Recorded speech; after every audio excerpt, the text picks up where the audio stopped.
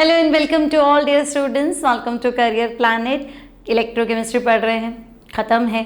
हमेशा पिछले 3 क्लासेस से कह रही हूँ, एंडिंग है ना। थोड़े थोड़े छोटे छोटे थियरी क्वेश्चंस बन रहे हैं, उसको पढ़ लेते हैं, ठीक है। एनसीईआरटी में कुछ टॉपिक्स है, कभी कभी क्वेश्चंस आ भी जाते हैं नीट के अंदर, और न्यूमेरिकल पार्ट में ये इंपॉर्टेंट रहता है। मतलब अगर आपका एक कॉन्सेप्ट क्लियर है ना तो न्यूमेरिकल बन जाता है, और अगर ये कॉन्सेप्ट बिगड़ा हुआ है तो फिर न्यूमेरिकल बनता नहीं है ना। तो न्यूमेरिकल मैंने तुम्हें पहले ही करा रखे फैराडेज इलेक्ट्रोलिसिस के, ठीक है। तो आज का जो हमारा टॉपिक है ना इलेक्ट्रोकेमिस्ट्री में, वो है प्रोडक्ट ऑफ इलेक्ट्रोलिसिस, ठीक है बेटा। आज का जो हमारा टॉपिक है इलेक्ट्रोकेमिस्ट्री में, वो है प्रोडक्ट ऑफ इलेक्ट्रोलिसिस। कि मतलब आप इलेक्ट्रोलिसिस तो कर रहे हो, प्रोडक्ट बनने के क्या चांसेस हैं, क्या क्या प्रोडक्ट जो है वो बन रहा है, प्रोडक्ट ऑफ इलेक्ट्रोलाइसिस, ठीक है। चलो स्टार्ट करते हैं फटाफट। अब देखो, सबसे पहले हमने शुरू में ही पढ़ा था 2 तरह के सेल होते हैं, एक इलेक्ट्रोकेमिकल सेल और एक इलेक्ट्रोलाइटिक सेल पढ़ा था, है ना। हमने कहा था कि भाई आपके जो कई बार ऐसा भी लिखा होता है कि इलेक्ट्रोकेमिकल सेल 2 तरह के होते हैं, या सेल 2 तरह के होते हैं, इलेक्ट्रोकेमिकल और इलेक्ट्रोलाइटिक। इलेक्ट्रोकेमिकल हमने डिस्कस कर लिया था, गैल्वेनिक सेल, वोल्टेइक सेल, जिनका काम है केमिकल एनर्जी को इलेक्ट्रिकल एनर्जी में कन्वर्ट करना। अब इलेक्ट्रोलाइटिक सेल, जिनमें इलेक्ट्रोलिसिस प्रोसेस होता है ना। इलेक्ट्रोलिसिस प्रोसेस मतलब तुम कैथोड लगाओ, तुम एनोड लगाओ, तुम सॉल्यूशन फिल करो, तुम ही करंट पास करो, तो मैं इलेक्ट्रिसिटी प्रोवाइड कराऊंगा, तो वो अपनी केमिकल रिएक्शन को कंप्लीट करेंगे। मतलब उनकी रिएक्शन अपने आप हो नहीं रही थी, उनकी रिएक्शन नॉन स्पॉन्टेनियस थी, रिएक्शन का डेल्टा जी पॉजिटिव था, वो अपने आप नहीं हो रही थी। लेकिन अगर आप इलेक्ट्रिसिटी दे दोगे तो अपनी रिएक्शन को प्रोसीड करवा लेंगे।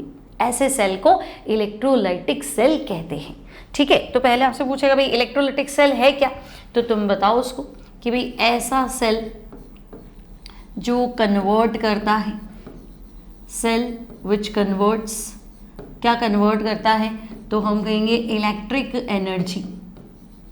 आप इलेक्ट्रिक एनर्जी दे दो, वो उसको केमिकल एनर्जी में कन्वर्ट कर देगा। Cell which converts electrical energy into chemical energy, ठीक है।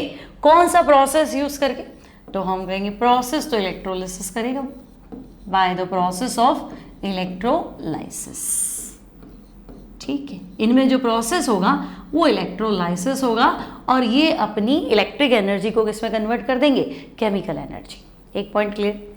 मतलब इनके अंदर जो रिएक्शन हो रही थी, है ना, इनके अंदर जो रिएक्शन हो रही थी, है ना, इनकी जो केमिकल रिएक्शन थी वो नॉन स्पॉन्टेनियस होती, तभी तो आपसे एनर्जी मांग रहा है, नहीं तो खुद ही नहीं कर लेते, आपको इलेक्ट्रिसिटी देता। तो हम कहेंगे नहीं, इनकी रिएक्शन जो थी वो नॉन स्पॉन्टेनियस थी, यानी कि इनकी केमिकल रिएक्शन का डेल्टा जी जो है वो पॉजिटिव होता है।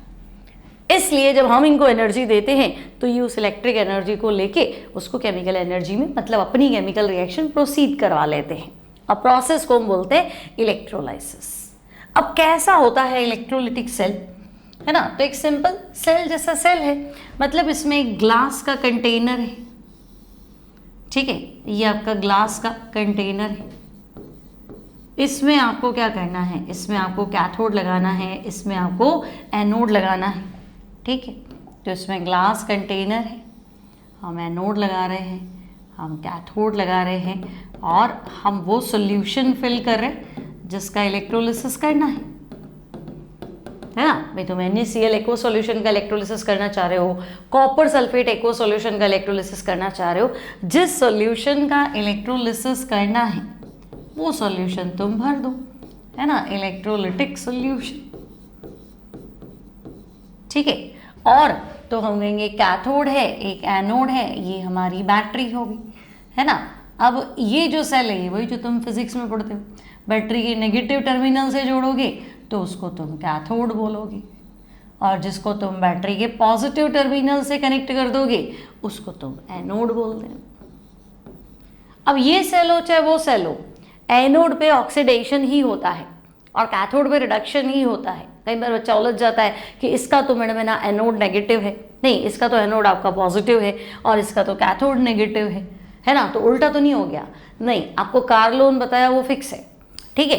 पहले साइन का उल्टा सीधा रहता है, तो हम वो सेल पढ़ चुके हैं जो खुद इलेक्ट्रिसिटी प्रोड्यूस करते हैं।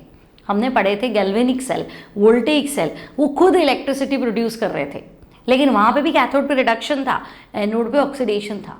अब ये सेल है ना, तो आपको टेंशन नहीं लेना है कि ये उल्टा तो नहीं हो गया, सिंबल उल्टे हैं, है ना, लेकिन ये भी एनोड पे ऑक्सीडेशन होगा, कैथोड पे रिडक्शन होगा।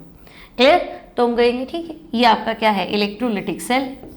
आप चाहे HCl फिल कर दो, ठीक है। अब इन सेल में भी मैंने आपको बता दिया कि भाई एनोड है ना, तो इन सेल में भी एनोड पे क्या होगा, तो हम कहेंगे यहाँ पे भी एनोड पे तो ऑक्सीडेशन ही होता है, और इन सेल में कैथोड पे क्या होता है, तो यहाँ पे भी बच्चों कैथोड पे रिडक्शन ही होता है। वहाँ कोई लड़ाई झगड़े वाली बात है नहीं, कैथोड रिडक्शन, एनोड ऑक्सीडेशन, यहाँ कोई परेशान वाली बात है नहीं, ठीक है। अब बाकी ये सेल तो है।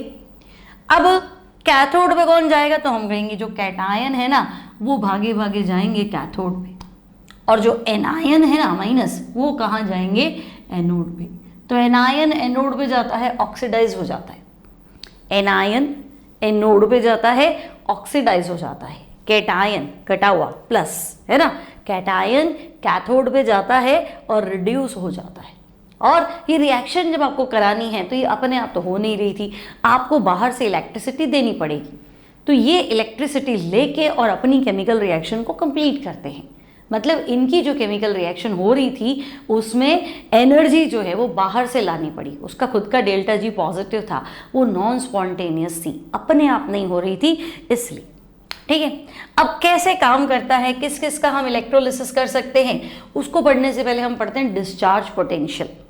अब डिस्चार्ज पोटेंशियल क्या है, तो बेटा डिस्चार्ज पोटेंशियल है किसी आयन की अपने चार्ज को खोने की tendency to lose charge by an ion.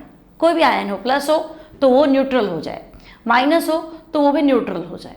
Minus neutral कैसे होगा, तो माइनस कहेगा मैं अपना इलेक्ट्रॉन छोड़ रहा हूँ। प्लस कैसे न्यूट्रल होगा, तो वो कहेगा भाई मुझे इलेक्ट्रॉन दे दो, मेरा रिडक्शन कर दो, मैं भी न्यूट्रल होना चाह रहा हूँ। ठीक है, तो इसको हम बोलते हैं डिस्चार्ज पोटेंशियल। अब डिस्चार्ज पोटेंशियल जितना कम होगा, lesser the discharge potential greater will B. जितना डिस्चार्ज पोटेंशियल कम होगा, आयन उतना ही क्या करेगा, जल्दी अपना चार्ज लूज कर देगा। Greater will be tendency to lose charge, discharge, charge को खोना।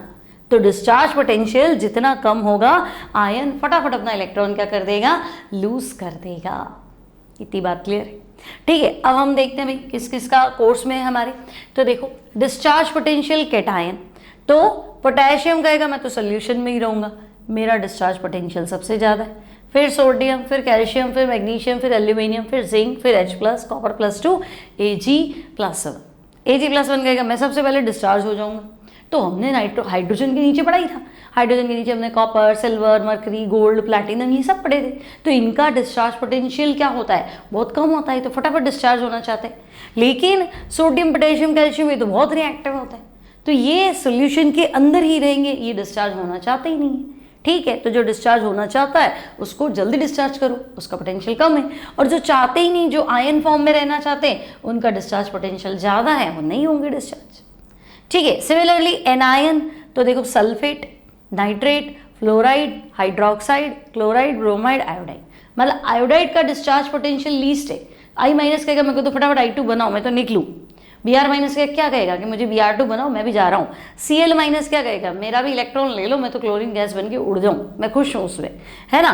फिर हाइड्रोक्साइड का थोड़ा ज़्यादा है इनके कंपैरेटिवली, ये सॉल्यूशन में ही रह जाता है। अगर ये लोग होते हैं तो ये सॉल्यूशन में रह जाएगा। फ्लोरीन तो किसी भी हालत में कहेगा मैं तो अपना इलेक्ट्रॉन नहीं छोड़ूंगा, मेरा तो डिस्चार्ज पोटेंशियल बहुत ज़्यादा है ना। अब देखो सल्फेट में, तो बेटा सल्फेट में मैंने आपको पहले भी सिखाया था, सल्फेट में सल्फर जो है वो अपनी हाईएस्ट ऑक्सीडेशन स्टेट में है ना। सल्फेट में सल्फर की हाईएस्ट ऑक्सीडेशन स्टेट है, देख लो करके। सल्फेट में सल्फर को क्या मान लो, X मान लो। एक ऑक्सीजन -2 होता है, 4 ऑक्सीजन 4 से मल्टीप्लाई कर लो, है ना, इक्वल्स टू ओवरऑल चार्ज -2 है, तो X = 6। तो बच्चे सल्फेट में सल्फर +6 ऑक्सीडेशन स्टेट रखता है। अब वो इससे ज़्यादा कहाँ जाएगा, ऑक्सीडेशन स्टेट मतलब मैं 6 इलेक्ट्रॉन खो चुका हूँ, अब टेंडेंसी है तो हम कहेंगे सब कुछ तो खो दिया, अब क्या खोएगा। तो फिर अब ये डिस्चार्ज नहीं होगा कि मेरा ऑक्सीडेशन नहीं हो सकता, मैं हाईएस्ट ऑक्सीडेशन स्टेट में हूँ। तो ये प्रॉब्लम तो नाइट्रेट में, नाइट्रोजन को भी, नाइट्रेट में नाइट्रोजन की भी ऑक्सीडेशन स्टेट 5 है। तो जब आप हाईएस्ट ऑक्सीडेशन स्टेट में हो तो आप ऊपर तो जा नहीं सकते, तब आपका ऑक्सीडेशन होगा नहीं, तो फिर आप डिस्चार्ज भी नहीं होगे, आप पड़े रहो यहाँ पे, ठीक है। तो ये क्लोरीन ब्रोमीन तो ये जल्दी निकल जाते हैं, ये लोग सॉल्यूशन में रह जाते हैं। इसको बोलते हैं हम डिस्चार्ज पोटेंशियल का ऑर्डर। ये लर्न करना है बच्चों आपको, ये इंपॉर्टेंट है, सीक्वेंस लर्न होना चाहिए, तो क्वेश्चन फंसेंगे, ठीक है, कोई दिक्कत नहीं। अब देखो क्वेश्चन कैसे बन रहा है। अच्छा, एक चीज़ और आपके पास, active electrode and inert electrode. अब देखो एक्टिव इलेक्ट्रोड और इनर्ट इलेक्ट्रोड से क्या समझे, तो अगर मैं तुम्हें कहूँ प्लैटिनम का इलेक्ट्रोड है ना, कहीं पे यूज़ करा हुआ हो कि भाई प्लैटिनम इलेक्ट्रोड है या ग्रेफाइट इलेक्ट्रोड है, तो भाई ये खुद थोड़ा ना रिएक्शन में पार्टिसिपेट करने आएंगे, है ना। प्लैटिनम इलेक्ट्रोड तो ये खुद थोड़ा ना जाएगा रिएक्शन में पार्टिसिपेट करने, ग्रेफाइट इलेक्ट्रोड तो ये तो जाएगा नहीं। तो सच काइंड ऑफ इलेक्ट्रोड्स, है ना, अगर ये इलेक्ट्रोड जो है ना बच्चे, such kind of electrodes do not take part. इस तरह के जो इलेक्ट्रोड है ना वो do not take part in redox reaction या केमिकल रिएक्शन, ये तो आपके केमिकल रिएक्शन में पार्टिसिपेट नहीं करेंगे। तो ऐसा इलेक्ट्रोड जो केमिकल रिएक्शन में पार्टिसिपेट नहीं करेगा उसको आप पढ़ेंगे इनर्ट इलेक्ट्रोड, है ना बेटा। ऐसा इलेक्ट्रोड जो केमिकल रिएक्शन में पार्टिसिपेट नहीं करेगा उसको हम बोलेंगे क्या, इनर्ट इलेक्ट्रोड, ठीक है। तो कहीं लिखा हो platinum electrode, graphite electrode, carbon electrode, तो तुम मान लेना भाई ये तो पार्टिसिपेट करेगा नहीं। लेकिन अगर आपके पास कुछ और ही है ना, मान लो आपके पास है क्या बोलते हैं, जिंक इलेक्ट्रोड, कॉपर इलेक्ट्रोड, आपको दे देगा using zinc electrode, using copper electrode, tin का इलेक्ट्रोड, सिल्वर इलेक्ट्रोड, है ना, zinc electrode, copper electrode, tin electrode, silver electrode, तो भाई ये तो पार्टिसिपेट करेंगे। सच काइंड ऑफ इलेक्ट्रोड, इस प्रकार के जो इलेक्ट्रोड हैं बच्चे वो takes part in chemical reaction, takes part in chemical reaction. मतलब जिंक खुद आ जाएगा, जिंक पे अगर कोई नहीं आया ना ऑक्सीडाइज होने तो ये खुद आ जाएगा, मैं आ जाता हूँ इलेक्ट्रॉन देने, ऐसे ही, ठीक है। सेम काम कॉपर का, तो इन्हें हम क्या कहते हैं, तो हम कहेंगे भाई ये एक्टिव इलेक्ट्रोड है, समझे मेरी बात। ये लोग क्या है, एक्टिव इलेक्ट्रोड है, ये क्या है, इनर्ट इलेक्ट्रोड है। क्लियर है इतनी सी बात, ठीक है।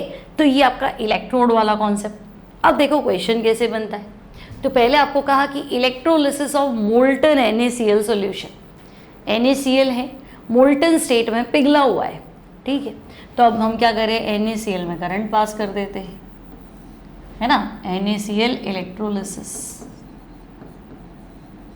ठीक है। तो हम कहेंगे Na+ और Cl-, ठीक है। अब आपको पता है कैटायन कैथोड पे भागता है, एनायन एनोड पे भागता है, तो हम ले लेते हैं भाई एट एनोड।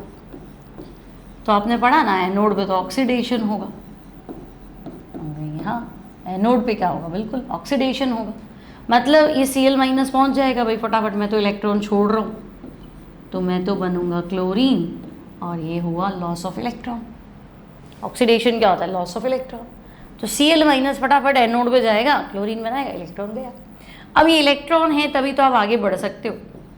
तो एट कैथोड, तो हम कहेंगे भाई कैथोड पे तो रिडक्शन होता है, क्या बेटा, कैथोड पे क्या होता है, कैथोड पे रिडक्शन होता है। तो ये सोडियम प्लस क्या कहेगा, मुझे दे दो भाई एक इलेक्ट्रॉन, और मैं क्या बनूंगा, मैं बनूंगा सोडियम। सोडियम प्लस एक इलेक्ट्रॉन एक्सेप्ट करके क्या बन जाएगा, सोडियम। तो एनोड रिएक्शन भी हो गई, कैथोड रिएक्शन भी हो गई, और इलेक्ट्रोलिसिस।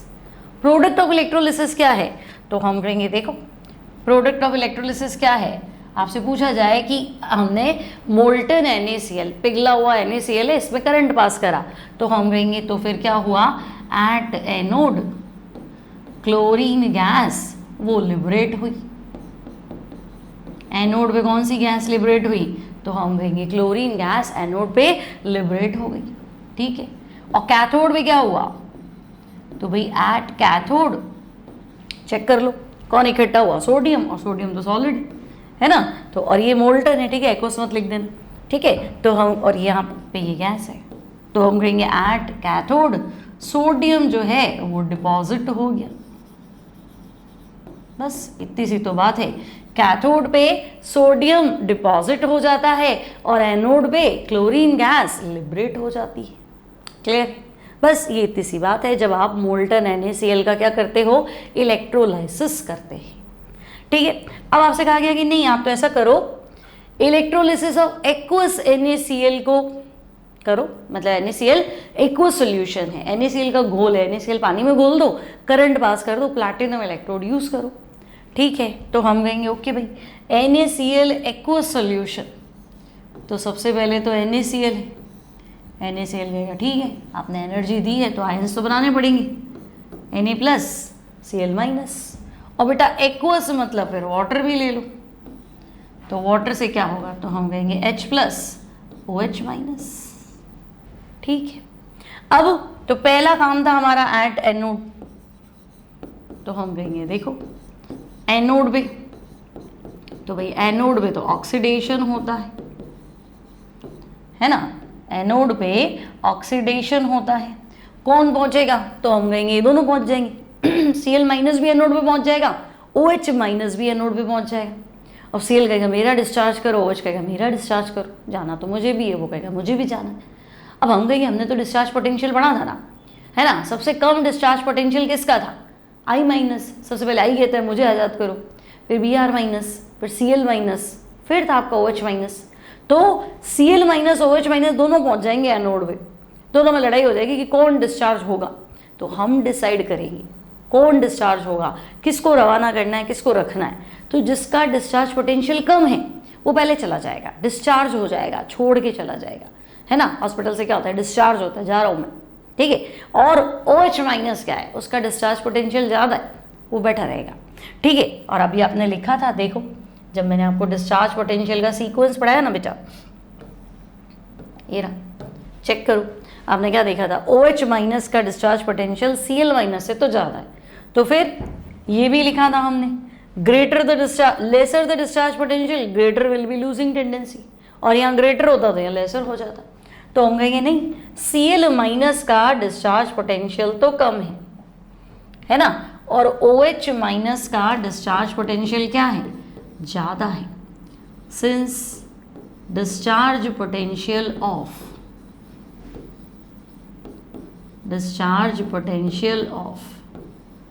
OH- ग्रेटर देन क्या है? Cl-।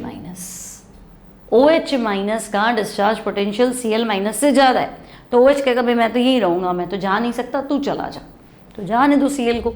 तो देखो Cl- क्या कहेगा? ठीक है यार, छोड़ो एक इलेक्ट्रॉन और निकलो यहाँ से, तो हाफ Cl2 और ये इलेक्ट्रॉन, ठीक है। तो ये तो आपकी एनोड रिएक्शन हुई ना बेटा। एट कैथोड पे क्या होगा? तो हम कहेंगे कैथोड पे रिडक्शन होगा। कैथोड पे क्या होगा? रिडक्शन होगा, तो सोडियम भी पहुंच जाएगा, H+ भी पहुंच जाएगा, ठीक है। अब सोडियम और H, मान लो तुम्हें इतना बड़ा सीक्वेंस नहीं याद है तो एक्टिविटी याद रखो। सोडियम और H में ज़्यादा रिएक्टिव कौन है? आता है तुम्हें? सोडियम पीस पानी में डाल देते तो हाइड्रोजन बाहर निकलती, तो सोडियम क्या कहेगा? मैं तो सोल्यूशन में रहूँगा, तुझे बाहर जाना पड़ेगा।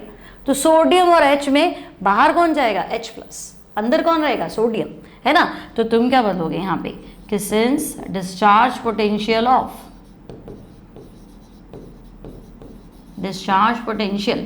ज़्यादा किसका है? सोडियम का। Discharge potential of sodium plus greater than H+, तो फिर H+ को भगाओ, है ना। और H+ क्या कहेगा? दे दो भाई, एक इलेक्ट्रॉन आया ऊपर से, दे दो, हम तो चले, हम तो उड़े गैस बन के। तो अगर मैं NaCl एक्वस सॉल्यूशन का इलेक्ट्रोलिसिस करती हूँ तो मुझे दिखने में तो 4 आयन दिख रहे, लेकिन यहाँ से क्लोरीन उड़ेगा, यहाँ से H+ उड़ेगा, बचा कौन सॉल्यूशन में? तो हम कहेंगे ये तो उड़ गए, Na+ बचा और OH माइनस बचा।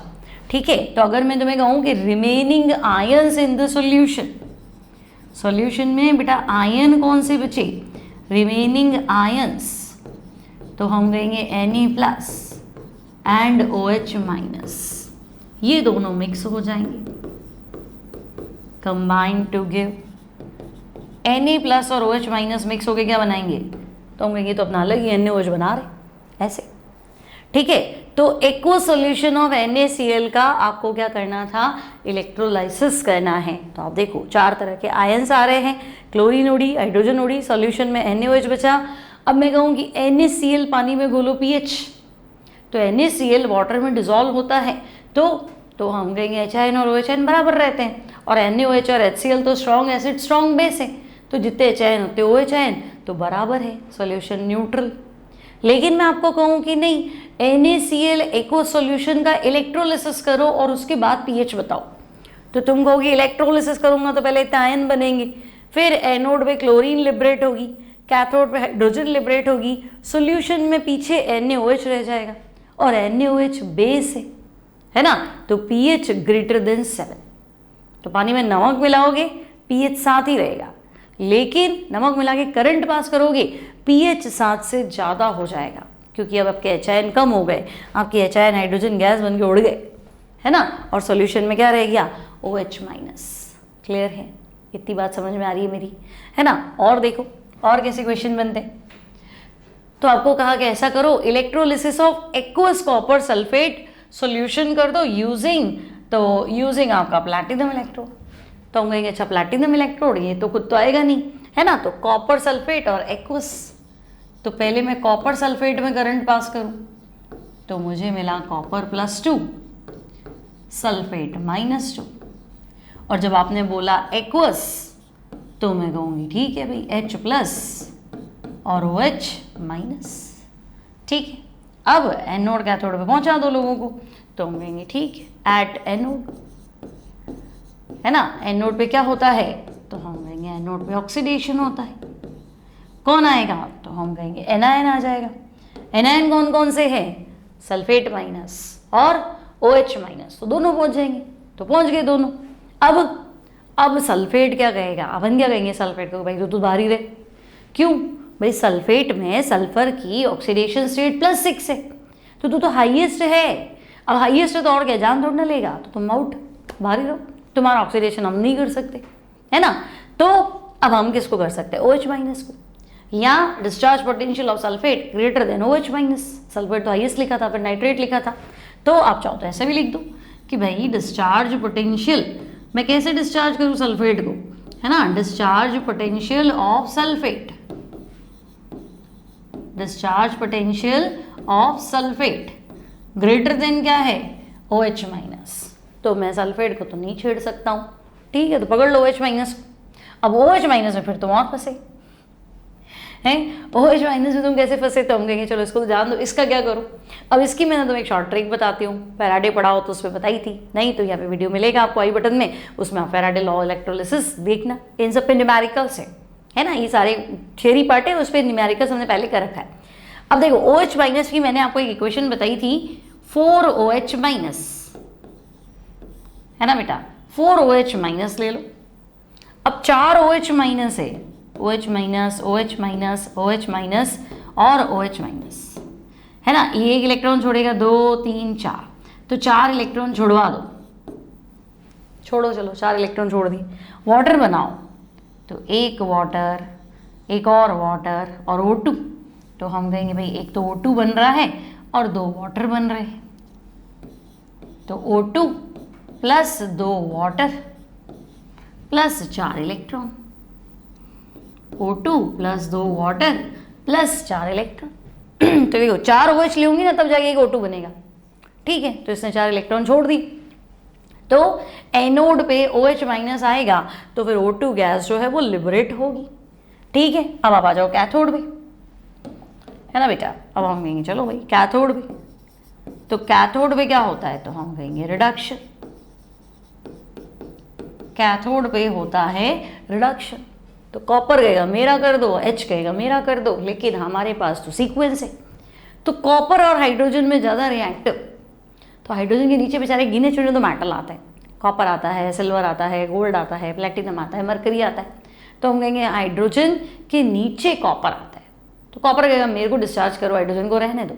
अब हाइड्रोजन क्या कहेगा, इनके सामने तो मैं सीनियर हूँ, तो रुको फिर सोल्यूशन में, है ना। और कॉपर कहेगा मेरा डिस्चार्ज करो, 4 इलेक्ट्रॉन ला रहे हो तो 2 कॉपर ले लो, है ना बेटा। ऊपर से इलेक्ट्रॉन 4 आए ना तो 2 लेना पड़ेगा ना यहाँ पे, ठीक है। और ये बन जाएगा ट्वाइस कॉपर, ठीक है। न्यूमेरिकल पार्ट में ये था 1 मोल ऑक्सीजन लिबरेट होगी तो 2 मोल कॉपर भी डिपॉजिट होगा। अगर ये 1 मोल है तो ये 2 मोल है, ऐसे, ठीक है। तो हम कहेंगे ओके चलो। अब सोल्यूशन में क्या पड़ा है, तो यहाँ से तो HIN पड़ा है, यहाँ से सल्फेट पड़ा है, H2SO4 पड़ा है। तो सॉल्यूशन में H2SO4 पड़ा है, मतलब सॉल्यूशन की नेचर एसिडिक हो गई, pH लेस देन 7 हो गया। और ये पूरा इसका क्या बोलते हैं, केमिकल रिएक्शन है, प्रोडक्ट ऑफ इलेक्ट्रोलिसिस है, ठीक है। कि aqua solution of copper sulphate में अगर तुम करंट पास करोगे, प्लैटिनम इलेक्ट्रोड लिए हैं, मतलब इनर्ट इलेक्ट्रोड है, इनका कोई रोल नहीं है। तो aqua solution of copper sulphate में अगर तुम करंट पास करोगे तो बेटा OH माइनस से ऑक्सीजन लिबरेट होगा और कॉपर +2 कॉपर के फॉर्म में एनोड कैथोड पे इकट्ठा हो जाएगा। सॉल्यूशन में ये H काम में नहीं आया, सल्फेट काम में नहीं आया। इन लोगों के डिस्चार्ज पोटेंशियल अपने रिलेटेड आयनों से क्या थे, ज़्यादा थे, है ना। सल्फेट वाला OH से रुक गया कि भाई मेरा तो ज़्यादा है, मैं रुकूंगा। कॉपर के सामने H+ को रुकना पड़ गया, ठीक है। तो H+ और सल्फेट रुक गया तो HIN सोल्यूशन में पड़े हैं, एसिडिक सोल्यूशन रह जाता है। और ये इसका डिस्चार्ज पोटेंशियल का आंसर है, ठीक है। अब वो कहते हैं कि नहीं एक्वा स्लो ही मत, आपको ऐसा क्वेश्चन दे दिया, electrolysis of molten copper sulphate, है ना, यूजिंग कॉपर इलेक्ट्रोड।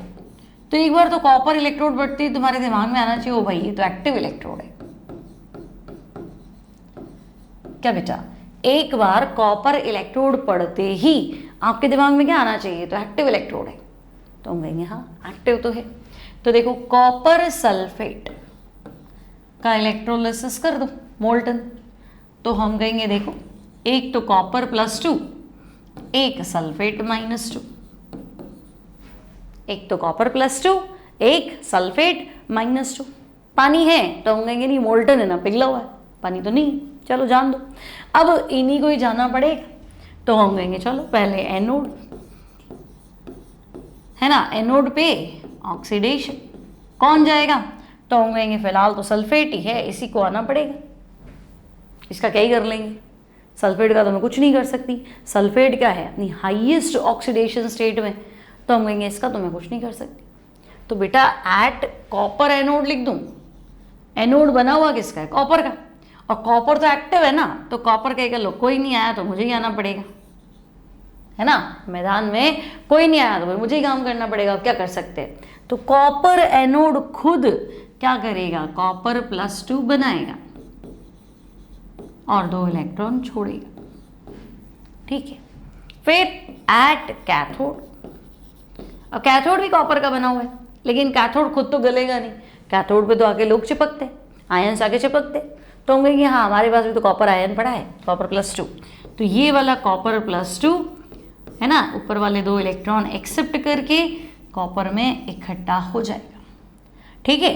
अब फर्क है देखो, तुम्हें लगेगा क्या एक ही रिएक्शन है, उल्टा कर दिया, ऐसा नहीं है। जो कॉपर +2 सॉल्यूशन में था वो कॉपर +2 डिपॉजिट होगा, है ना। ये जो कॉपर है ना वो क्या है, सॉल्यूशन वाला कॉपर है, और ये जो कॉपर है ना, ये वाला जो कॉपर है ना, ये आपका क्या है, इलेक्ट्रोड वाला कॉपर है, इलेक्ट्रोड वाला कॉपर +2, तो ये तो आएगा इधर। हालांकि वो दोनों सेम हो जाते हैं, पर मैं ये कहना चाह रही हूँ कि ये इलेक्ट्रोड है ना, अगर ये थिक है तो ये इलेक्ट्रोड गलता जाएगा धीरे धीरे, आपने इतना मोटा इलेक्ट्रोड लिया था धीरे धीरे पतला हो जाएगा। और जो आपने कैथोड थिन लिया था ना, ये कॉपर जाके डिपॉजिट होगा, है ना। कहाँ डिपॉजिट होगा, तो मैं कहूँगी ये कैथोड पे डिपॉजिट होगा, डिपॉजिट एट कैथोड, इतनी सी बात कह रही हूँ मैं, क्लियर। तो कॉपर कैथोड पे डिपॉजिट होगा तो कैथोड तो धीरे धीरे थिक हो जाएगा, और एनोड बेचारा कॉपर को मतलब इलेक्ट्रॉन देने के चक्कर में एनोड जो है वो गलता जाएगा, तो धीरे धीरे वो थिन हो जाएगा। तो ये यूज़ कहाँ करते हैं, तो ये वाला प्रोसेस यूज़ करते हैं प्यूरिफिकेशन ऑफ मेटल, क्या बेटा, ये प्रोसेस कहाँ यूज़ करते हैं? तो हम कहेंगे ये प्रोसेस हम यूज़ करते हैं कॉपर मेटल की प्यूरिफिकेशन। अगर मुझे कॉपर मेटल का प्यूरिफिकेशन करना हो तो मैं ये काम में लेऊँगी। क्यों काम में लेऊँगी? तो फिर तुम खुद देखो, मान लो मेरे पास कॉपर है, 98% कॉपर है। तुमने सुना होगा ब्लिस्टर्ड कॉपर, है ना, हिंदी में बोलते हैं फफोलेदार तांबा। ब्लिस्टर्स होते हैं उसकी सरफेस पे ना, थोड़े थोड़े उभार होते हैं। तो हम कहेंगे ब्लिस्टर्ड कॉपर 98% प्योर होता है, और 100% प्योर करो या 99.9 तो लाओ कम से कम। तो हम कहेंगे अब क्या करो कि आपके पास जो भी कॉपर है ना उसका थिक एनोड बना दो। अब सामने एक पतला सा कैथोड रख दो, बिल्कुल प्योर होना चाहिए, और इम्प्योर वाले का एनोड बना दो। अब होगा क्या? तो एनोड से कॉपर निकल के क्या आएगा? बाहर आएगा सॉल्यूशन। फिर सॉल्यूशन से कहाँ आएगा? तो दूसरे वाले इलेक्ट्रोड पे क्या होगा? वो इकट्ठा हो जाएगा, और बाहर का जो सॉल्यूशन है वो कॉपर सल्फेट का ले लो, ठीक है ना। तो धीरे धीरे क्या होगा? एनोड जो है वो पतला रह जाएगा। इम्प्योरिटी तो वही रहेंगी, क्योंकि इम्प्योरिटी का थोड़ा ना इलेक्ट्रोलिसिस हो रहा है, इलेक्ट्रोलिसिस तो कॉपर का हो रहा था। तो इम्प्योरिटी एनोड के नीचे रह जाती है, उसको एनोड मड बोलते हैं। मड मतलब कचरा, एनोड पे कचरा, तो कचरा इम्प्योरिटीज़ का है। आई बात समझ में? ऐसे, ठीक है। तो ये भी काम है, काम होता है तभी हम प्रोसेस कराते हैं, अदरवाइज फालतू तो बैठे नहीं है। क्लियर? अब देखो, अब आपसे सवाल पूछ लिया, list the metals which can be extracted bye electrolysis. मतलब मैं कौन से मेटल को इलेक्ट्रोलिसिस से एक्सट्रैक्ट कर सकती हूँ, मतलब मैं करंट पास करके उसको इलेक्ट्रोलिसिस कर सकती हूँ। तो बेटा जिनका SRP क्या होता है? नेगेटिव होता है, या जो मोस्ट रिएक्टिव मेटल्स होते हैं, है ना, मोस्ट रिएक्टिव मेटल्स होते हैं, उनको हम इस तरह से can be extracted bye electrolysis. जो बहुत ज़्यादा रिएक्टिव होते हैं ना बेटा, उनको हम इलेक्ट्रोलिसिस प्रोसेस से क्या कर सकते हैं? एक्सट्रैक्ट कर सकते हैं। करंट पास करो तो उसके आयंस चल जाएंगे। अब किस में? तो हम कहेंगे मोस्ट रिएक्टिव तो देखो हमारा सोडियम होता है, पोटेशियम होता है, लिथियम होता है, कैल्शियम भी होता है, मैग्नीशियम भी है, और सीरीज में कहीं ना कहीं एल्यूमिनियम भी ऊपर था, तो उसको भी हम ऐसे एक्सट्रैक्ट कर सकते हैं। क्लियर है? फिर क्या पूछा है? हाँ, एक आपका है ना, देखो ये टॉपिक है, क्योंकि कई बार नीट में क्वेश्चन है और जेईई मेंस में है, अब एनसीईआरटी में ज़्यादा कुछ दिया नहीं इसके बारे में। Calculation of solubility product of sparingly soluble salt.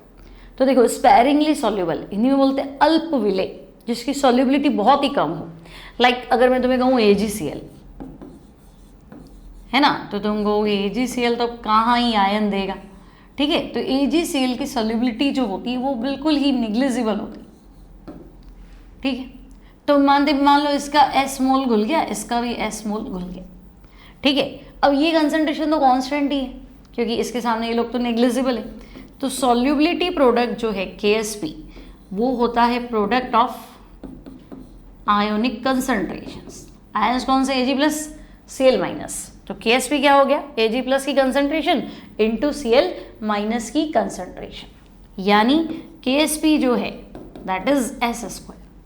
तो हम कहेंगे ओके, KSP जो है वो क्या है? S² है। आगे बात समझ में तुम्हें? ठीक है। अब करें क्या? तो मुझे एक चीज़ बताओ कि अगर मैं इनफाइनाइट डाइल्यूशन की बात करूं, एट इनफाइनाइट डाइल्यूशन, है ना, या मैं इक्विलिब्रियम की बात करूं, एट इक्विलिब्रियम। तो एट इक्विलिब्रियम क्या? इक्विलिब्रियम मतलब कि भाई ये जितना घुल सकते थे घुल गए, वापस ये कंडीशन आ जाएगी और हम ये वाली सिचुएशन लगा लेंगे, KSP इक्वल्स टू S²। ठीक है। अब हुआ क्या? तो मैं कहूँगी देखो इनफाइनाइट डाइल्यूशन पे मोलर कंडक्टेंस इन्फिनिटी वाली और molar conductance at concentration C वो बराबर होती, क्योंकि डाइल्यूशन इनफाइनाइट कर दिया तो C कंसंट्रेशन तो 0 चलेगी, तो वो कंडक्टेंस जो आई वो मैक्सिमम क्या है? Lambda M infinity. अब आप कह रहे हो कि जो आपका लैम्डा एम का फॉर्मूला है वो तो ये है, कापा इन 2000 अपॉन C। तो मैं कहूँगी हाँ C है कंसंट्रेशन, ठीक है। और यहाँ कंसंट्रेशन क्या है? तो हम कहेंगे सॉल्युबिलिटी है, आयंस की क्या है? सॉल्युबिलिटी, ठीक है। और लैम्डा एम को मैं लैम्डा इन्फिनिटी एम लिख सकती हूँ, तो मैं कहूँगी हाँ ऐसे लिख दूँ, लैम्डा इन्फिनिटी एम कापा इन 2000, और कंसंट्रेशन की जगह में क्या लिख सकती हूँ? मैं सॉल्युबिलिटी लिख सकती हूँ। तो सॉल्युबिलिटी निकालो तो हम कहेंगे kappa into 1000 upon lambda infinity M. ठीक है, और बच्चे एक बार सॉल्युबिलिटी आ गई तो सॉल्युबिलिटी प्रोडक्ट भी तो आ जाएगा, है ना। सॉल्युबिलिटी प्रोडक्ट क्या है, एस स्क्वायर। तो पहले तुम एस निकाल दो, एस क्या है, सॉल्युबिलिटी, और सॉल्युबिलिटी किसमें, मोल्स पर लीटर में।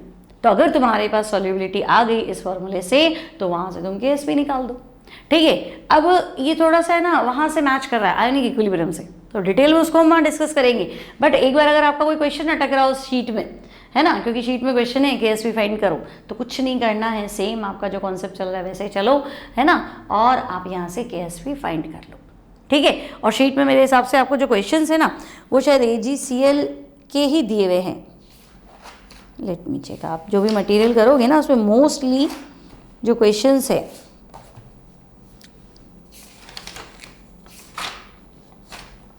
कहाँ गए भाई क्वेश्चन,